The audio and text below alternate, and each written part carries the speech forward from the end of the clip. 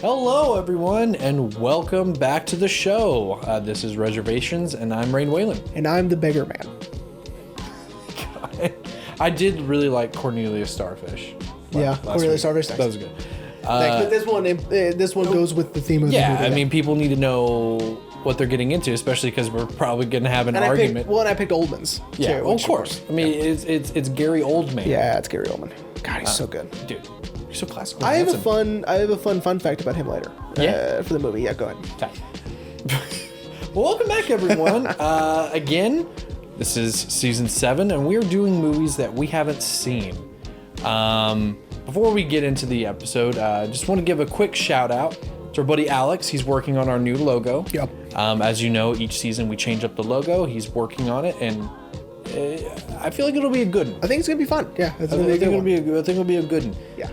If nothing else, we'll get a really cool cease and desist letter. So, could you imagine? That'd be cool, man. Fucking Universal Pictures or Spike Lee was like, oh, spoilers! It's a Spike Lee movie. It's bamboozled. Look up the. Oh my god! Look up the poster. Well, yeah, because Future Rain's not gonna put it up. Look up the poster for bamboozled. It's not it, but that would be really fun. Dude, that would be the end of the podcast. It'd be the end. Well, at least the end of us showing our faces. Yeah. It would have to be just a regular audio podcast again. Jesus Christ. Oh man. Oh my god. But anyway, yeah. But could you fucking imagine? It'd be cool, man. You know what I mean? Like I would probably frame it. It wouldn't even say. It wouldn't be like signed by him or whatever. You know what I mean? It'd be like, fucking stop it. It'd be like, take this lawyers. down. We would just have to infer they're his lawyers. They wouldn't even say Spike Lee's name on it. Or who knows? Maybe he'll be that mad. Like, no, I'm sending He does get real mad. I've seen him get pretty heated. So pretty hot. Yeah, he gets real mad sometimes. But anyway, we're not talking about Spike Lee movie today. Not today. So today, if you were tuning in last week, this is only episode 2 of our season 7. Supersized season. And yeah, supersized season. And dude, I feel real good about this season because I really dug this movie. Yeah, me too. I say really dug is an understatement. Like I loved this movie. I really enjoyed it. So today we were talking about Tinker, Tailor, Soldier, Spy. It was 2011. Spy thriller. And dude, this movie is so good. As I told you, I had to look up to see if it was like a biopic because I thought it was real. Well, that's what I mean. Le Carrè is, he was in MI or whatever. He was MI6, I guess. Yeah. Okay, so movies make me think MI6 is. I always forget which one's not real. Right? There's like an MI5, MI6. I think maybe MI7 is not real. I don't know. One of them's made up, but the one I think in James Bond is made up, right? I don't remember which one that is, but anyway. But yeah, so he was like, he worked at MI6, and I think last week I said CIA stuff, which is, I mean, CIA stuff would be American, but secret intelligence, right, yeah, like espionage, secret intelligence, yeah. So that's John Le Carré was in that world, and so when he writes these novels, he comes at it from this really specific perspective, of living it, right, and he doesn't hold back. Like, he's just like, this is what it is, right? And it's almost like he is writing. It's almost like historical fiction. Like, this is exactly the names and faces are different, but this is exactly what would happen. It's Cold War espionage, right? Yeah. I mean, it's like and I just want to point out, like, for anyone out there who really loves spy movies, this is probably the most grounded spy movie out there. We talked about it last season. No Time to Die was awesome. Yeah. Great spy flick. But, James Bond, especially the Daniel Craig James Bond spy movies, are a little bit more action than espionage. Yes, absolutely. Like in this one, there were a few times when someone pulls out a gun and I almost went, they have guns? Oh, they have guns? I almost forgot, because it's almost like... Because it rarely ever happens. Right. And, it's like espionage doesn't live with violence. It lives in gathering intelligence and... it's like a giant... It truly is a giant mystery. It's a game of chess. Yeah. Which is a little on the nose for the movie, but I still loved it. The chess pieces. The chess pieces, yeah. Yeah, I still love that. Yeah. And man, what a packed cast. Absolutely. pretty much any famous British actor was in this movie. Yeah. You got our main character, Gary Oldman. You got Colin Firth. You got Toby Jones. You've got Benedict Cumberbatch, Tom Hardy, John Hurt. The guy who plays the undersecretary. I know I've seen him and stuff. So many people, man. Yeah. But yeah, Mark Strong. Mark Strong. God, I love Mark Strong, but sometimes Mark I always forget he's in movies. Oh, yeah. And I love him so much. I think he's great, especially and his role is very substantial in this. Oh yeah, the character of Jim is sort of, he's like the linchpin to everything. I agree, because that's really what kicks off the whole there's a mole in MI6. So in the circus. So Jeremy, I think that is a good place to start. Yeah. So Jim is played by Mark Strong, and he is given a under the table assignment by the head of the circus, aka MI6 Control, John Hurt, there's a mole and we need to find it. Yeah. And that's what this whole movie really is them trying to find the mole, and also internal politics. Yeah. Fighting your fellow man because someone's not telling the truth. Yeah. And who do you trust? And it was, and it's again, it's so real and so kind of close to home of, I think that's what makes it so good, is you really don't know who to trust, and I know we've done movies on who do you trust, but this is real, okay, who do these characters know this they is can to trust? Where even, in Control's original investigation, where we get the codenames Tinker, Tailor, Soldier. And Poor Man and Beggarman. Mm-hmm. Where even someone Control considers an ally, which would be George Smiley, is a suspect. He might be the mole. I don't know. And so I think that's what this movie does really well, is I think in a lesser movie, Control wouldn't be interested in George Smiley. Yeah. I think he wouldn't have even considered it. And it's the fact that, again, this is so grounded in reality that, you have to assume anyone and everyone, right? Yeah. And the movie does a really good job of showing us these patterns and showing us these characters where it could be anyone. Yeah. Even there's a little moment where I was like, oh shit, is it George? Is it George Smiley? Oh shit. He's the one who is picking this up. Is it really him? But, Now, see, I had a little insight in that. I knew it wasn't George Smiley. Because isn't he the main character of a lot of... In a lot of Le Carrè. Yeah. But anyway, okay. So Jim is sent to... We're really going to go through the whole thing? No. Okay. I just want to start with that. That Jim is sent to Hungary? Budapest to pretty much get... Someone knows who the mole is. That's all Jim's got to do. And it's a setup. And this is what kind of propels everything in motion. Yeah. And, this is what eventually is able for Toby Jones' character, Tinker, to force Control and George out and take control. So that's our first suspect right there, because if we're all on the same team here, why would he go and try to get you out, Yeah. And that's where we kind of, pick up with George, this is the only life he's ever known, and now he's retired, as he keeps saying. Yeah, it's like semi-retired, right? Yeah. I like the montage in the very beginning, because it's taking the span of a while. It doesn't really say how long. I think it's about a year, right? Yeah, it's been a year. Well, it's been a year from the botched Budapest mission right. to Control and George being forced out. Yeah. Again, I really like that we're getting in, it's subtle, I guess, in a way, it's not so apparent. These events, right?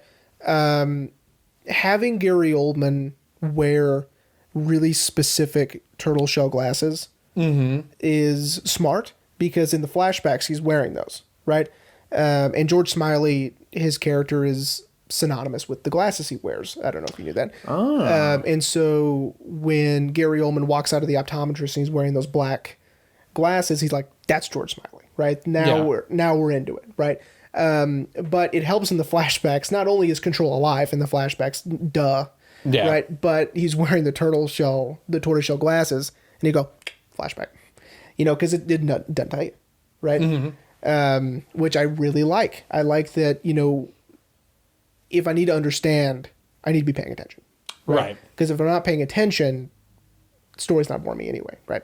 And so I really like that. I really like, again, the showing John Hurt in the hospital, dead, I guess. Yeah. Okay. So Control is dead. Smiley's got new specs, and MI6 is preparing to move forward with this new leadership, right? Yeah. By the way, I love where they meet. They're like, they're enclosed, soundproof office space. Yeah. I love the cinematography of the background, or the walls in there. This sort of like brownish orangish, foam, I guess. And it's also in all of their individual offices too. Yeah. Yeah, which is so cool. I really like that. Anyway, I really dug the... It's a great kind of introduction into what we're about to be thrust into, which is the introduction sort of Tom Hardy's character, Ricky Tarr, confirming Control's suspicions of there is a mole in the circus. And so George, much like Michael Corleone, he's thrust back into it. Yeah. And he's asked to investigate, pick up Control's investigation, and find the mole. Yeah. And the only people he trusts is a boy, Doctor Strange, Benedict Cumberbatch, Paul Gillum. Yeah. Gwillem, my bad. And the only person that we never get his full name is just Mendel. Yeah. Shout out to our Harry Potter fans. He's Barty Crouch Sr. Oh, look at that. Yeah, I was like, I know that guy. Yeah, I know that. And then all I can think of was that I apologize, everyone. Your stupid dog is my dog probably saw someone else, and heaven forbid that someone else be outside. Other people exist, yeah. Yeah. But yeah, when I saw him, all I could think of was that scene in Goblet of Fire of Igor Kakarov going, Barty Crouch Jr. Anyway. I just talked to my mom about Goblet of Fire today. Dude, Goblet of Fire... Sidebar. Okay, look. So, Alfonso Cuarón had set up so much with Prisoner of Azkaban, right? And then they get... And learning this from the Harry Potter special on HBO Max, they got this director who... I don't know, man. Goblet of Fire has a lot of good moments. Zach, I am so sorry. I'm apologizing to Zach, who's listening to this going, get back to the movie. Okay, conversation for another day. Okay, yeah, we'll talk about it later. All right, so these are the guys who are going to find the mole. Yeah, our main players. Yeah, a retired special agent, or I'm assuming George was a special agent, something like that. A current employee of the circus, Peter. Say I fucked his name up. Yep. And Mendel, who also is retired. These are the guys that are going to find the mole. Yeah. And even with George saying, I'll take Peter. I can trust Peter. Yeah. I apologize if everyone sees me leaning out of frame. Our recording audio software is being really weird. But it's like, why Peter, And it's because George knows Peter would really have no reason to be the mole, mainly because Peter's so low on the rung of... Yeah, and then, of course, his implied homosexuality. True. Which is not in the book. I was telling you that earlier, that they added him being a possible homosexual, or closeted homosexual, to give us a more sense of his willingness to be on the right side of things. Because if that got out, I mean, his life is ruined, right? Yeah, because this is 73. Yeah, which I love. I love such a good way to do it. We see it on Control's resignation papers that he's forced to sign, 1973. Yeah, yeah, yeah, and and then Mendel, of course, wouldn't be the mole because he's been retired before this information was even started. So why would he be the mole? And we see through flashbacks and interviews with people how the grand scheme of things is all coming together, which I love.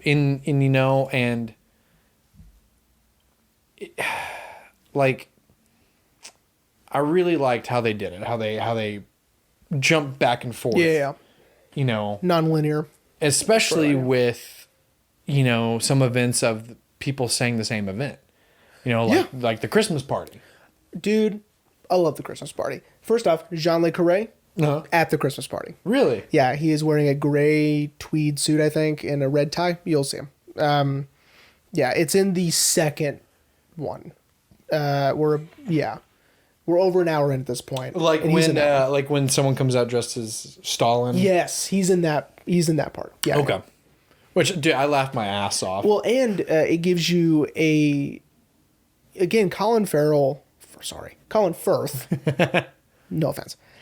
Colin Firth is doing some amazing acting. So what he did was he did some reading on and some research on people, on double agents and whatever, and keeping secrets and the psychology and the physical aspects of it.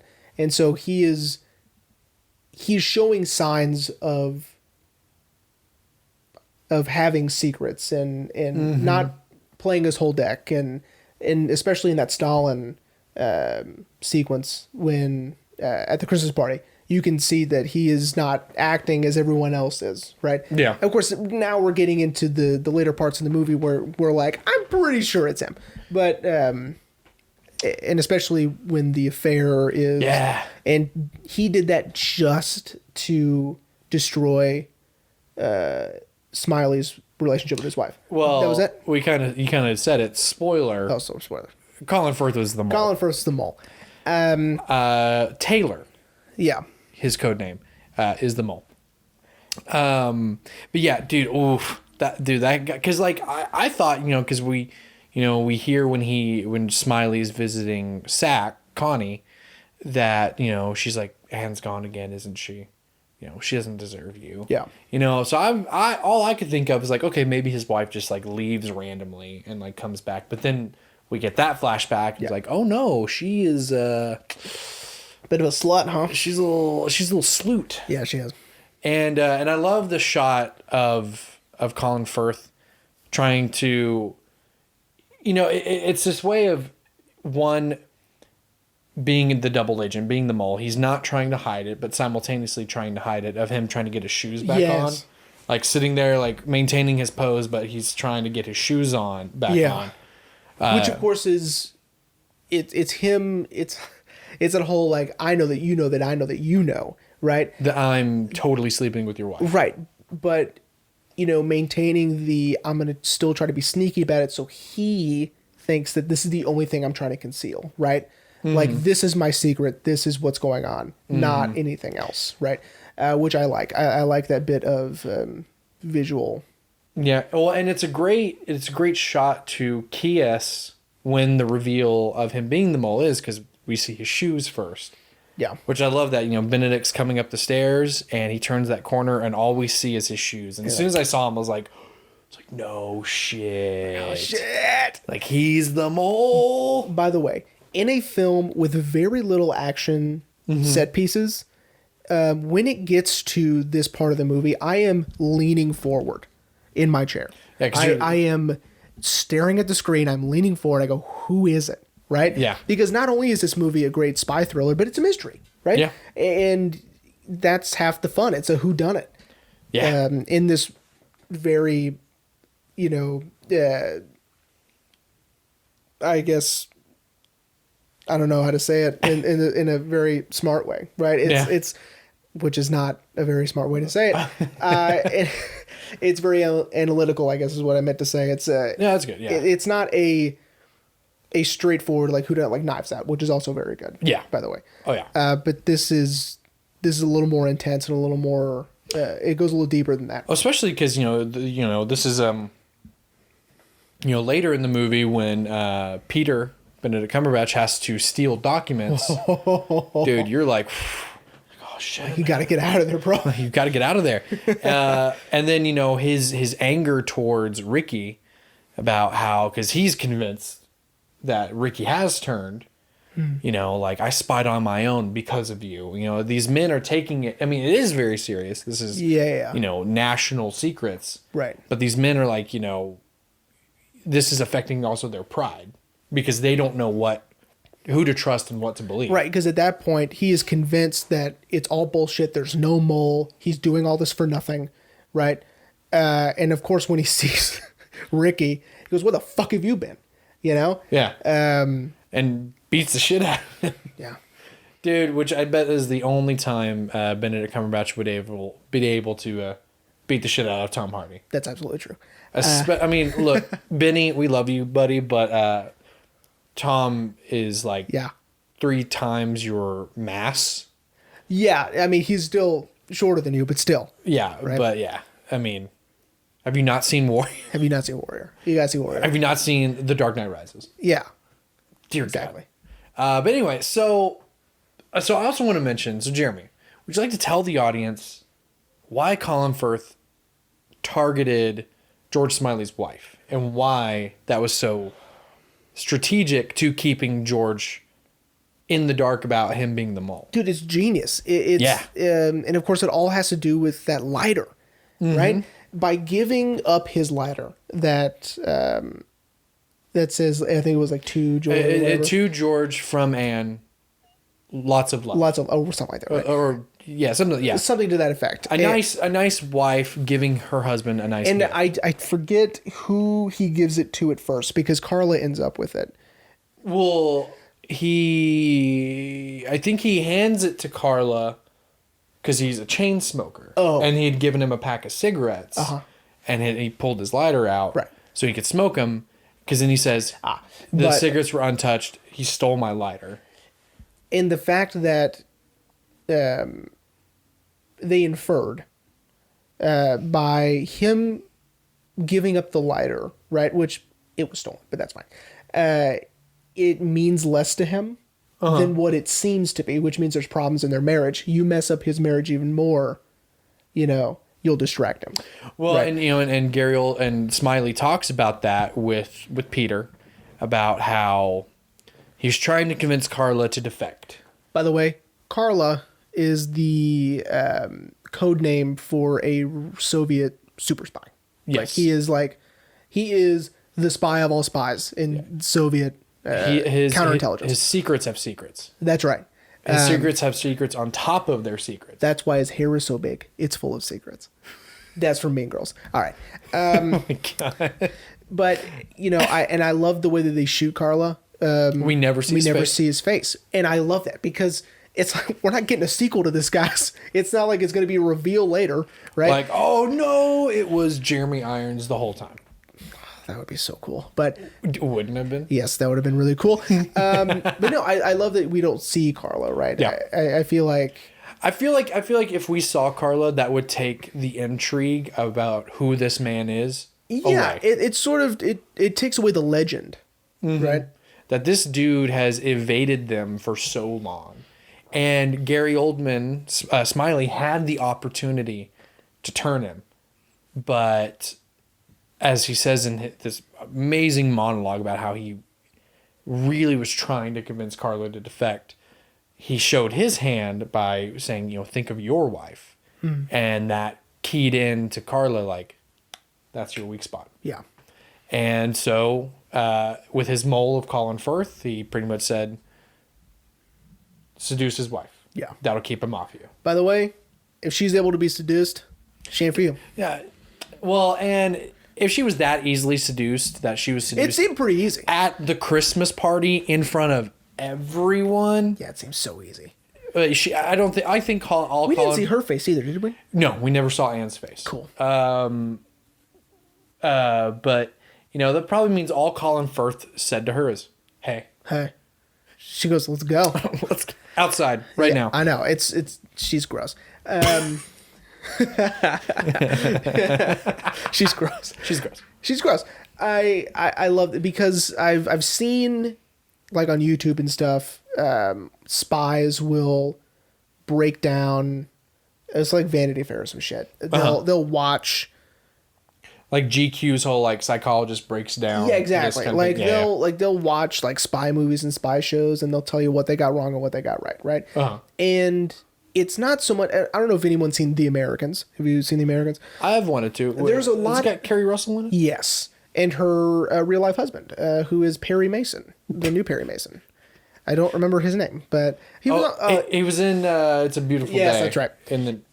That's right. Anyway, there's a lot of like makeup and wigs and fake noses, and that shit doesn't happen, right? Because that's conspicuous. You want to be inconspicuous, right? You don't want to, you don't want to look like you're trying to blend in. No, you're not. Listen, you're not going to be more than one person at a time, right? Yeah. Your job at the time is being this person if you are undercover, right? Right. And so, and he was a Soviet spy too, and so that's why he was breaking down The Americans. He goes, all right, so yes, that is true. We lived in America. I had a wife, I had kids or whatever. Like that shit's all true. You know what I mean? Like living this American lifestyle while just gathering intelligence for the Soviets. I know. Goddamn. That shit's real.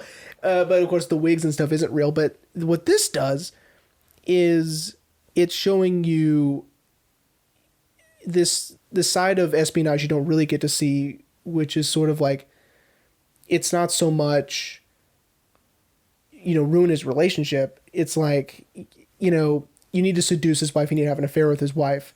And like a superior told him to do that. Right. Yeah. And that seems so odd, but it's more real than putting on a wig. Right. And like, pretending to be someone else while you're already, whatever. But, right. Or like had Colin Firth, like, dressed up and been like, oh, exactly. Yeah. Or something. Right. It just seems like, it's almost unbelievable. Right.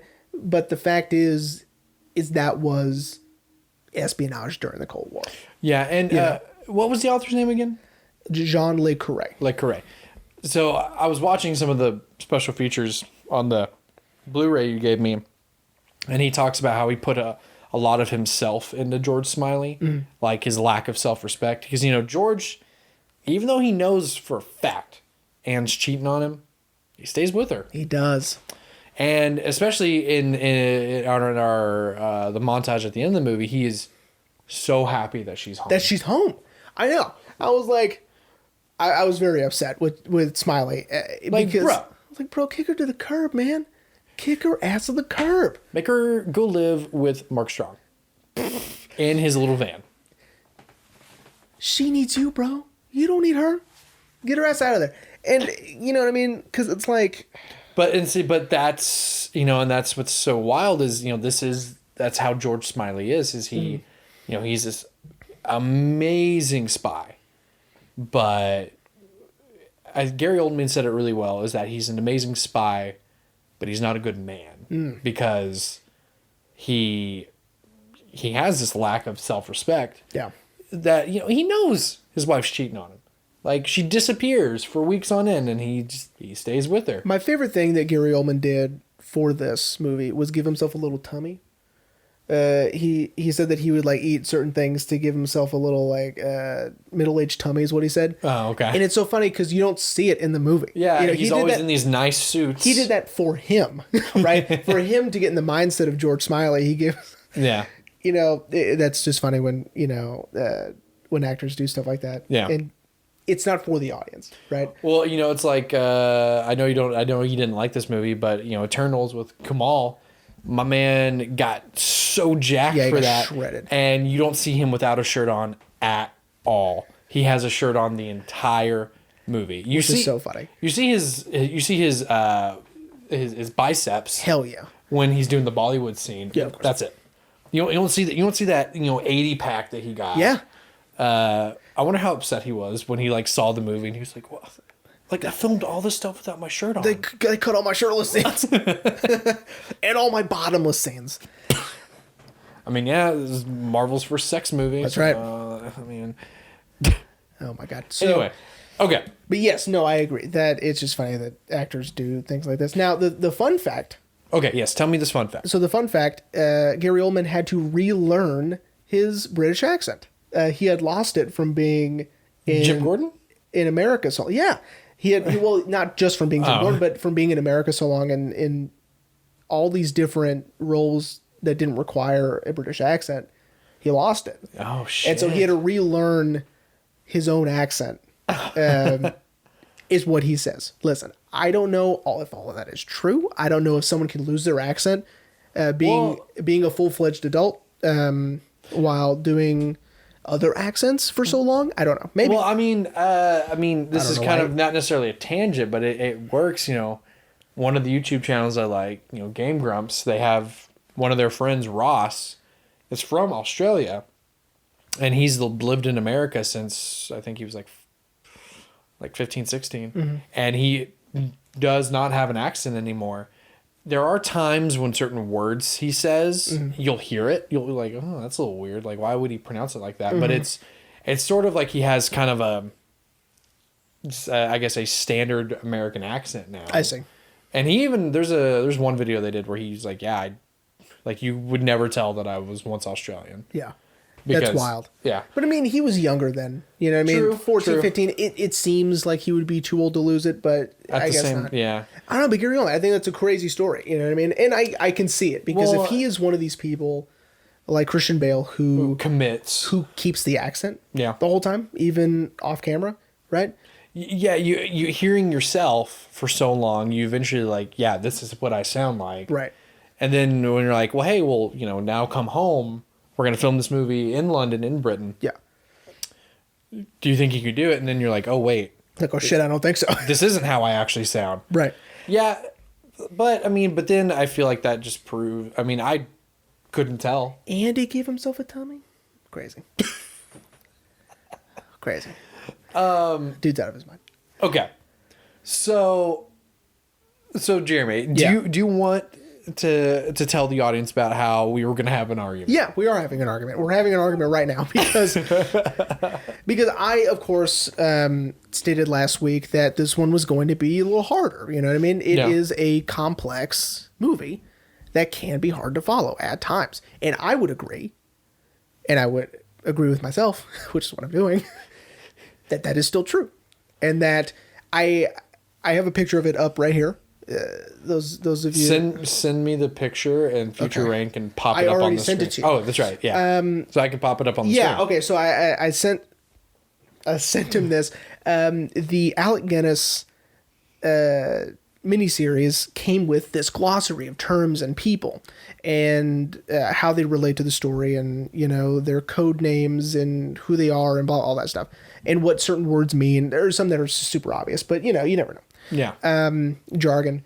And I would refer to it every once in a while. They would mention something. I go, who is that? Okay, cool. I got it.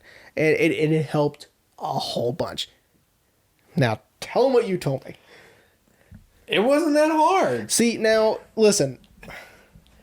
Again, I'm not saying it's impossible to grasp. I'm saying that there are so many names and so many people that the way that this movie particularly, but of course, Le Carré himself, doesn't want to spend time having characters introduce themselves to each other. They already know each other, so why would they do that? Right? Like in your favorite movie, Old? Hi, I'm Peter Gwillem. I'm on the second floor. Yeah, right. It's because that's unrealistic, and not only is it unrealistic, in that case, it's just annoying, barbarically stupid. I can't even imagine. It's in this world. And in this type of film and this type of story, it's like I'm throwing you in the deep end, and you're just gonna have to catch up, right? Yeah. especially with the jargon. So, I mean, I got that, okay, the circus is referring to MI6, is referring to, like, the top tier espionage section of MI6. Okay, I got that. And then they're talking about, treasure. What is treasure? Treasure is intelligence. Yeah. Right? And then chicken feed is bad intelligence. This is that's not true, right? And glitter is those buzzwords that make it sound genuine, right? That makes it sound real, and it still is not. Is chicken feed? It is not real intelligence. And of course, gold being it's genuine. It is genuine, and you were so snobby about it. I'm sorry. Look. You're like, it was super easy. Look. And I go, okay. Look. For the first 30 minutes, there was a little bit where I was just like, okay, what? But then after that, I was good. I mean, yeah. I'm not saying I was struggling the whole time. God. No, but like, it was easy. Especially when they got to the code names. Because their faces are taped on chess pieces. Now, this is where you and I are different, I suppose. Because, yes, he says it, and you see their names attached to it. I got it. The next scene, you tell me, okay, which one was Tailor? Real fast. I go, oh, shit. It's Colin Firth. Yeah. Okay, but... but I might have said, it might have been Toby Jones. I need to check one more time. Right? Because Tinker and Tailor, to me, are the same in my head, and I don't know. Like, it's the reason they didn't do Sailor, because it's too close to Tailor, and, it doesn't matter. What matters to me is that people understand, and I know for a fact that I am in the majority, that it can be complex at times. And it can be a tiny bit confusing. Look, I wasn't trying to make you feel bad. I'm just saying I got it. I am in the majority. You are in the minority. Or you're lying, which is probably more likely. Okay? I swear, look, when you said that last week and told me ahead of time, I was like, okay, shit, I'm really going to have to pay attention. I was worried I was going to have to make a map and no, I looked away from my phone once because, again, I thought this was based on a true story. Yeah. And yes, for a second, I was like, wait, what did I just miss? Yeah. But then I caught back up again, and we were good. Yeah. Now, the only part that really confused me the most, okay?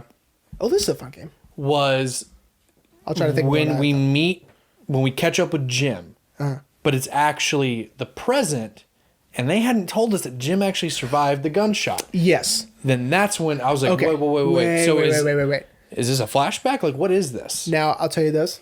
Okay. If you read the glossary. Well, it didn't come with it. Read the glossary. It told you. And I was like, thank God. What? It didn't fucking...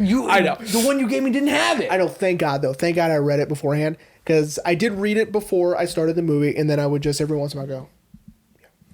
I would just look at it. Carla, got it. How I really figured it out was when we catch back up with him again, and Gary Oldman's there. Right. Of course, by that point, I already started to kind of understand like what they were doing, the interviews they were conducting. But then when Gary Oldman shows up, I'm like, oh, he's alive. Oh, he's been alive the whole time. He's been alive the whole time. Yeah. Now, what I loved, okay? Again... Because it also throws you off because the little boy that he's kind of forming a relationship with is also Bill. So I'm like, that's why I was like, okay, is this a flashback? How old is Mark Strong? Right. Strong's character compared to Colin Firth's character? Yeah. No, but that's a good point.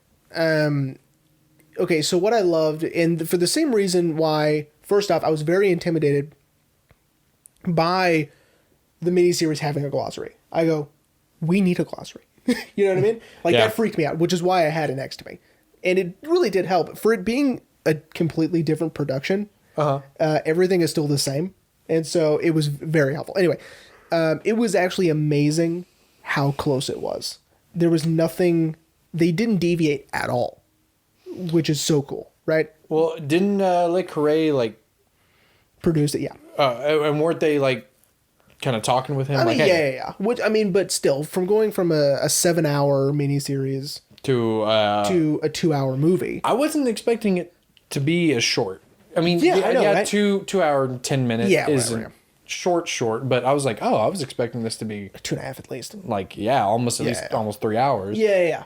But that's wild, dude. I know. So I was able to use this from a 7-hour miniseries, put it next to me, and it all made sense, which is amazing. I mean, it's a testament to the writing and to the production and to the direction. Absolutely, my dude. But anyway, what I loved is what I was so intimidated about, which is, of course, I'm a notorious anti-spoon feeder, right? I don't like that, which I love. So this is perfect for me. Yeah. Yes, I have to do a little extra work, which means I have to pay attention.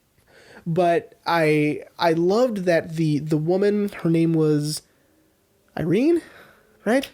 It's right here. Irina. Irina? Is that your final answer? That's correct. So Irina... Got him!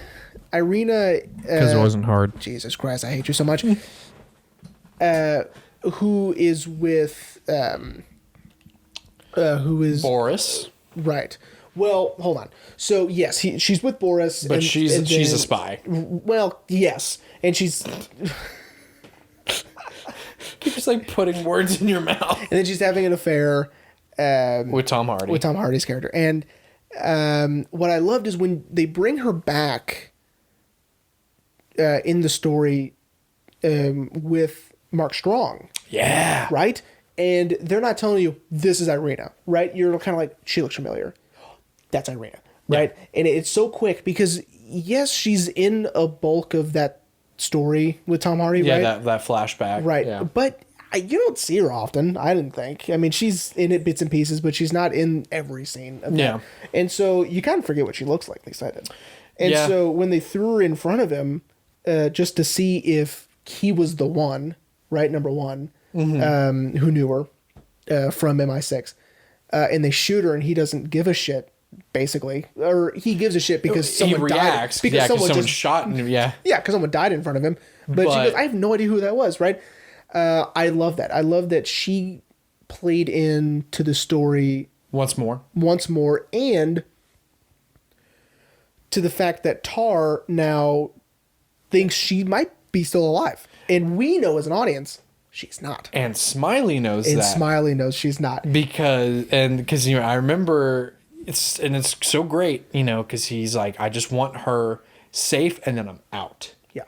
And Smiley, has this little bit of hesitation. It's like, oh shit, he knows. And he goes, I'm going to do the best I can. And you're like, or utmost. He's British. I'm going to do my utmost. Yeah. And you're like, oh shit. Because I think he made a reason that lying to him right now, we need him to complete this plan. Right. He needs to finish this. He needs to finish the job. If he thinks that we're going to help her, he'll do it. And again, like, this is, of course, afterward. I don't think Mark Strong was there. During the final plan? Yeah. No, he wasn't there, right? Okay. No, he was just the final piece to the puzzle. Because I don't even think he would have made that connection, Mark Strong. His character, sorry, I forgot his name. I'm sure you know it, you asshole. But wait, Mark Strong's Jim. It's something French. It's Jim. Oh yeah, that's right. It's Jim. Something with a P, then ends with an X. Like Perdo. Yeah. Perdo. Jim. Like, I wouldn't even know if he knew that Ricky knew this woman. Yeah. Right? Or if that's the woman he's even talking about. Right. Right. It's not like he's like, well, they shot some random woman in front of me during the interrogation. Blonde woman, I don't know who like, it he's was. not going to know to say that, right? Yeah. I think Smiley kind of used his deductive reasoning. He was like, that was his girl. Yeah. Let's talk about the interrogation a little bit. Yeah. Of his torture or interrogation. That was wild, dude. The inconsistent sounds in the headphones. Yeah. That's enough for me. You wouldn't have even had to do anything else to me. Throw that on me for a couple hours. I'm talking.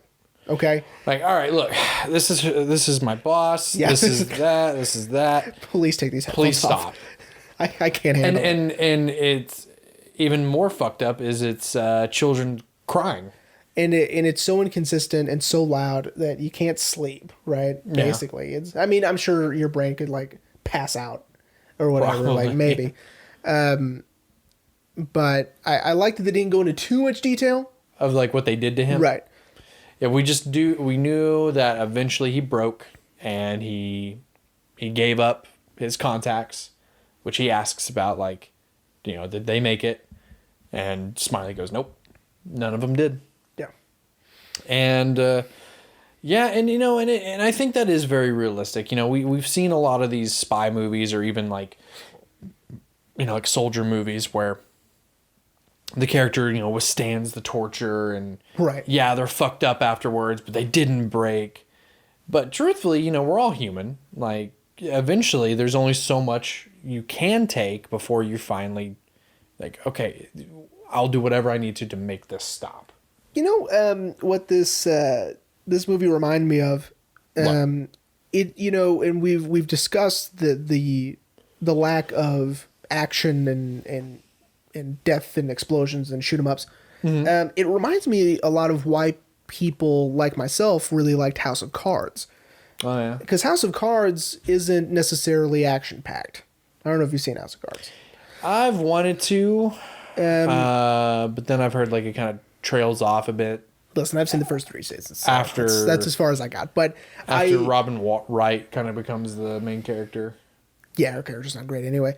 But it's the fact that these important plot points are happening in being determined by conversation, mm-hmm. right? And making deals, right? Yeah. That's basically, which is what politics is, right? Yeah. And for some reason, there's something about listening to people talk in fancy clothes and the stakes being pretty high. Yeah. And things can change by just these scenes of conversation, mm-hmm. right? It's fascinating to me. I love it. Yeah. Yeah, man, and it's because it's not like, we were kind of talking about off mic a little bit. It's something that I really loved about Midnight Mass. Shout out to Mike Flanagan. Yep. That was something that I loved about Midnight Mass. He traded in the jump scares for these long conversations. And I love that. And I love that with this movie too, is that, like, yeah, you could see our characters are connecting the dots and they're trying to make, like with Benedict Cumberbatch, they're trying to fit a round peg in a square hole. Like, yeah. Maybe maybe this will fit all my theories. But majority, yeah, it's just all conversation. Mm-hmm. And like, well, this is what he said to me, and it's so great. Yeah. And, so Jeremy, yes, do you want to talk about the end of the movie? I do, because the end of the movie is, at least what happens between Mark Strong and Colin Firth, to me felt a little ambiguous and a little just a smidge unexplained. Okay, but so anyway, so as we said, it's revealed that Colin Firth is the mole. Yeah, and he only did it because he wanted to be on the right side, or he gave some vague pussyfoot answer. It was, the West isn't becoming what is, or something like that. He was talking about the deterioration of culture in the West is really what, in his eyes, what was happening. And so that's when he defected to the East, to the Soviets. Yep. And became a double agent. Now, I do want to briefly talk about his gentleman's prison that he was in. Yeah. Yeah, I was like, where the fuck is he? Yeah, because he is a gentleman bandit, as it were, and therefore he gets to keep wearing nice clothes while being just in a shack. In like a house that's just surrounded by barbed wire. You know what I mean? Yeah. Like, that's how you know he's been captured and put in prison, but he's still... But they said they were shipping him off. Yeah. I mean, it was a holding period, but... Yeah. And so then it's revealed that all the other men at the top of the circus, Tinker, Soldier, Poor Man, they were also feeding intelligence. They weren't the mole, but they were seeing it as for the greater good. If we just leak a little bit of this, we'll get more back. Well, they all get fired. Of course. Smiley gets reinstated. And not just reinstated, he is the chief now. Yeah. He is where control was in the beginning. Yes. And then we kind of catch up with Mark Strong because having the revelation that he kind of knew as Smiley and Bill talk about, he kind of knew from the get-go that the mole was Bill. And he sets up a little sniper's nest, and he snipes him. He snipes George in his as I love the term you use, his gentleman's prison. His gentleman's prison. And that's it. Yeah, okay. So again, this is all to a French version of Beyond the Sea, which I liked. Yeah. And which everyone will enjoy at the end of the audio episode. And we're getting, these moments in time. So we're, not only is it, here's a montage of moments that happened after he is caught, after he is put in this holding cell and whatever. We get those, but we also get moments, a flashback where there are moments where people may have realized, Mark Strong being one of those, that Bill was the mole. Yeah. And they exchange this look at the Christmas party where Mark Strong saw, I believe saw him have that moment with Miss Smiley. Or I think he was about to, because he was holding 2 drinks. Oh, yeah. Right. And that's when he's realized something's up, because they are implied to be together, right? Yeah. To be lovers. And so when Mark Strong snipes him, it's where a tear falls, normally. And it's a tear of blood, and of course Mark Strong is crying as well. So like I said, to me that felt a little unexplained. Was it because he was trying to spare him from going to prison, or was it just because he's a traitor? My job was to take the traitor out. I'm finishing the job. Could be a little of both. Okay. I like the idea of him finishing the job. I like that. I like that he's just like so institutionalized with MI6, and he goes, "Hey man, they told me to finish it. I'm going to finish it." Even though he kind of didn't want to finish it. Yeah, even though it was fucking 2 years ago, or whatever. Yeah, so I like that explanation, but I also like that not only has he hurt his country, but he hurt him. Yeah. Right? And so it might be a little bit of both in this case. Whether or not that's true, I don't know. And I do like the ambiguity, and it's sort of like supposed to be, I think. As straightforward as everything seems to be in this movie. This is the only part that they're going to say, hey, you decide. Yeah. I did like the reverse shot of seeing him on the ground and seeing how this tiny little bullet hole that appears on his cheek and this massive exit wound in the back. It must have been a hollow point or something to just like explode the back of his head like that. I know, dude. God of course, most exit wounds are bigger than the entry ones. Yeah. But yeah, so that was Tinker, Tailor, Soldier, Spy. Jeremy, are you ready to wrap up? I am. I'm glad I picked this one. Yeah, man. So am I. I will be watching this again. I loved this movie. I loved it. I thought it was so good. Yeah, and so like what I was saying last week about seeing that poster, which hopefully Future Rain is still continuing to use that same poster. Yeah.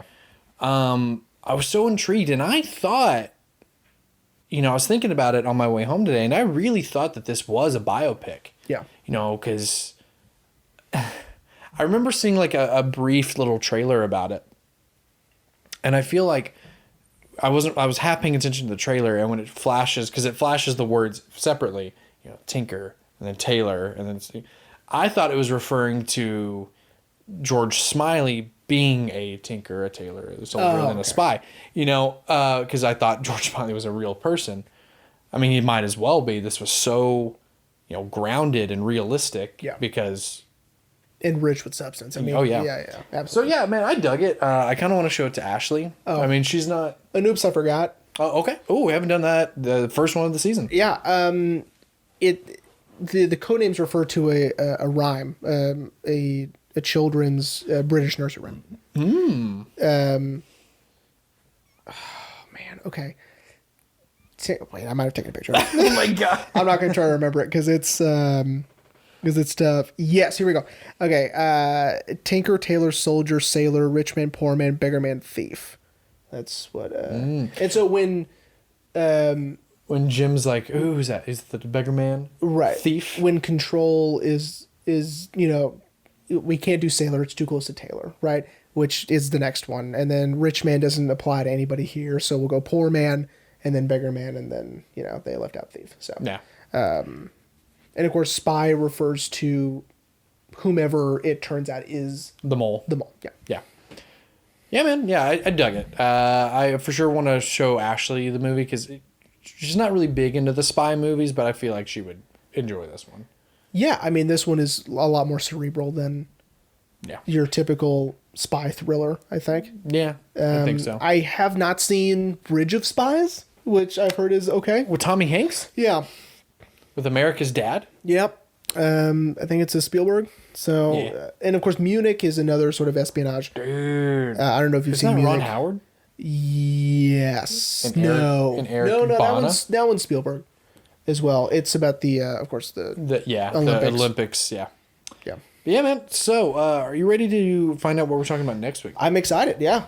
So, like I said off mic, I let Ashley pick this one. I showed her my list. I was like, which one to do? I was like, literally, any of these are fine. Yeah, there is no order. And so she chose one that, I'll be honest, I wasn't not necessarily mentally ready. I was going to save this one, but I was like, you know what? If that's the one you chose, we're doing it. So next week... She's not even going to listen. All right. Yeah, I know. So next week, we're going to be talking about Spike Jonze, Her. Oh, interesting. Joaquin Phoenix, and the voice of Scarlett Johansson. That's all I know about the movie. Very cool. I've seen this one. I mean, I've seen the trailer, so I know there's more. I know the point of the movie, but that's all I know. Yeah, this one I have seen. Yeah, man. I remember seeing the trailer for this, and I was like, wow, I love Joaquin Phoenix. Yeah. And Scarlett Johansson. Oh, but you only hear her voice. Well, maybe I'll get around to seeing it. And I just never did. Rooney Mara is also in. I wonder if that's where they met. Joaquin and Rooney that's right, because they're engaged. Yeah. Joaquin and Rooney Mara. And Amy Adams is also in it. Oh, I love Amy Adams. Yeah, it's good. I really do like this movie. And when I saw the trailer for the first time, I remember thinking, I like his red shirt. Yeah. Because it doesn't have a collar, but it's still a button-up shirt. I liked it. I thought it was cool. And then, of course, he's wearing, like, very vibrant colors, like he's like a red jacket on top of it, whatever. It's sort of like this weird lens that Spike Jonze is showing us the future in, right? Like this is his take on the future, and it's odder than most, I think. Well, I mean, Spike Jonze is pretty odd. I mean, perhaps more realistic, maybe. Who knows? I mean, Spike Jonze did kind of kickstart Jackass. That is true. The same dude who did this movie and Where the Wild Things Are, which... Whatever. Also produced and helped create Jackass. Those of you who are wondering maybe like what kind of a personality is Spike Jonze, watch Wolf of Wall Street. He is the manager of the penny stocks. Have you seen Wolf of Wall Street? No. Oh man. So he's the manager of when Jordan Belfort loses his job on Black Monday. He gets another job at this very, very small firm, I guess you could call it. It's barely that. Spike Jonze plays the manager. Oh, Spike Jonze is in the movie? Yeah, Spike Jonze plays the manager, and he is so funny in it. Like asking like, "Hey man, if you make such and such money off of this, like I'll suck your dick." And he goes, "I hope it happens." He's so fruity in it. It's so funny, dude. Oh god. Yeah, Spike Jonze, man, he's great. All right, man. Well, so next week, Her. So we hope everyone enjoyed Tinker Tailor Soldier Spy, and we will see you next week.